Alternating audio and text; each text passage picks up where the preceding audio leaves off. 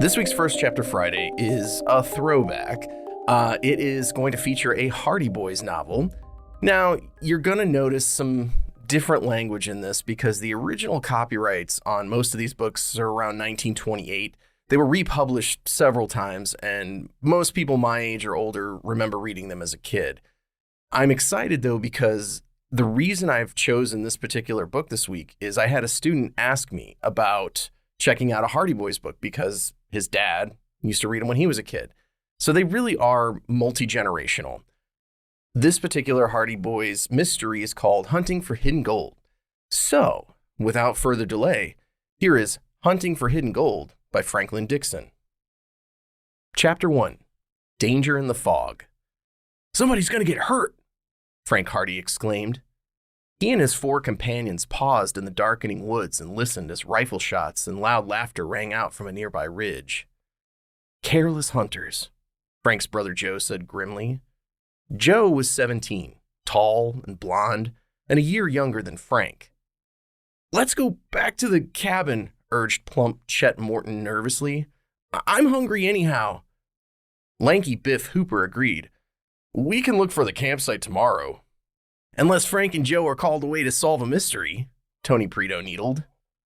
Frank chuckled. "There's a chance we will—" Smack! A bullet thudded into a tree an inch from Joe's head. For a moment, there was stunned silence. Then Frank asked quickly, "Joe, are you all right?" His brother gulped and looked at the gash in the bark. "I'm okay, but 1 inch closer." Biff Hooper's handsome face flushed with anger. "I'm going after those fellows," he declared. As he spoke, 3 hunters came into view. "Hold it!" Frank hailed them. "You men nearly killed my brother." "Why don't you be careful?" Joe shouted. "Sorry, boys," one of the men called back casually. He and his companions did not stop. Instead, they moved on through the undergrowth. "Is that all you got to say?" Chet bellowed. "Forget it, kid," another of the hunters replied. "Nobody got hurt." "Stupid sportsmen," growled Joe as the trio disappeared. He added to his companions, "You fellows nearly lost one business partner." The 5 boys had pooled money to build their own cabin and were exploring the deep woods north of Bayport looking for a campsite. To relieve the tension caused by the near accident, Tony Preto said jokingly, "We're used to the idea of losing you and Frank. Every time we start a project, you two get involved in a mystery." Frank and Joe were the sons of Fenton Hardy, the well-known detective. They had solved many mysteries on their own and sometimes cooperated with their father on his cases. Biff grinned. "Amazing. We've been here 1 whole day and you Hardys are still with us." Frank winked at Joe. "We may have to leave," he admitted. "Dad's on a case out west and we're hoping we'll get a call to go and help him." The others groaned and then laughed. "In fact," Joe added, "we might even find a clue right around here." "What?" chorused the Hardy's pals. "Remember when Frank and I inquired at the store about a man named Mike Onslow?" Joe went on. "Dad asked us to keep an eye out for him. Onslow lives somewhere in these woods, and he may have some useful information that ties in with Dad's case." "Come on," said Chet. "Let's eat and talk later." The boys pushed on through the growing darkness. Fog was beginning to rise by the time they reached the edge of the clearing where the rented cabin stood. As they crossed to the crude log house, rifle shots sounded in the distance. Chet winced. "Those careless hunters are still at it," he remarked. The boys were about to enter the cabin when Joe exclaimed, "Quiet!" They all halted, listening intently. "It sounded like a cry," Joe said. The others had heard nothing, and finally went inside. "Hope nobody was shot by those fools," Tony remarked, lighting the oil lamp. Frank and Joe built a fire in the fireplace, while Chet started supper on a wood stove. "This is a bad place to get hurt," Biff said. The boys were 10 miles from the nearest town, Clintville, and the only road was steep and rutted. They had borrowed Mr. Hardy's car for the trip, but had left it in the Clintville garage. George Haskins, owner of the town's one hotel, had rented them the cabin, and his son Lenny had driven the boys to it in his Jeep. "It wouldn't be easy to get help here," Joe agreed. "Dinner's nearly ready," Chet announced. "Bring chairs to the—" he stopped short. From the clearing outside came the sound of running feet and then a frantic hammering on the door. Tony strode over and opened it. Lenny Haskins, a lanky boy, stood in the doorway panting. "What's the matter?" Tony asked the youth. "Frank and Joe have a long-distance call at the hotel," the boy blurted, out of breath. "From where?" Frank asked. "Don't know," Lenny said. "There's trouble on the line, and all I could make out was that the person would call back in an hour or so." "Maybe it's Dad," Frank exclaimed. "I'll bet you're right," Joe agreed. "We told him he could reach us through Mr. Haskins." "You fellas go ahead and eat," said Frank. "Joe and I will return to the hotel with Lenny." With the Haskins boy leading the way, the Hardys hurried across the clearing and down a trail through the misty woods to the road. There, they piled into the rattle-trap Jeep. "Hang on," said Lenny as they started a bone-shaking ride downhill.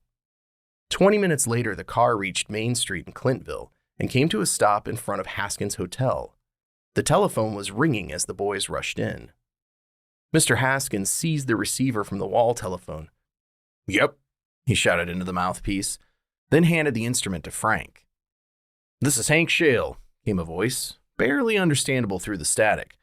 "Your pa asked me to call and say he needs you to help pronto." "Is Dad okay?" Frank asked loudly. The answer was drowned out by crackling noises over the wire. Then the voice said, "Get here to Lucky Load," and the line went dead. "Hank Shale is the name of the old friend Dad told us he'd be staying with," Joe recalled. "But how do we know that was really Shale?" "I heard the operator say it was Lucky Load calling," put in Mr. Haskins. "Then that settles it," Frank said urgently. "Something has happened. We must take off right away and help Dad. There's a morning flight to the west," Joe said. "We'll have to make it." After some difficulty, the boys managed to place a call to Lucky Load, notifying Hank of their plan to start out the next day. "Better eat before you go," the hotel proprietor said kindly. Gratefully, the hungry boys joined Mr. Haskins and Lenny at a table in the kitchen. While they ate, Frank and Joe made their plans.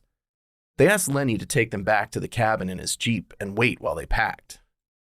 "Then we'll pick up our car in the garage, drive all night, and make Bayport by sunup. Another car can be sent back later for the other fellows." After the meal, the Hardys thanked Mr. Haskins and hurried out with Lenny. Soon they were riding up the steep hill in the noisy Jeep. Joe shouted, "We'll have to move fast to—" Crash! The oil pan of the Jeep hit a rock in the road. The vehicle lurched into the ditch and stopped against a tree. "We can soon push it back on the road," Lenny said as they climbed out. "No use.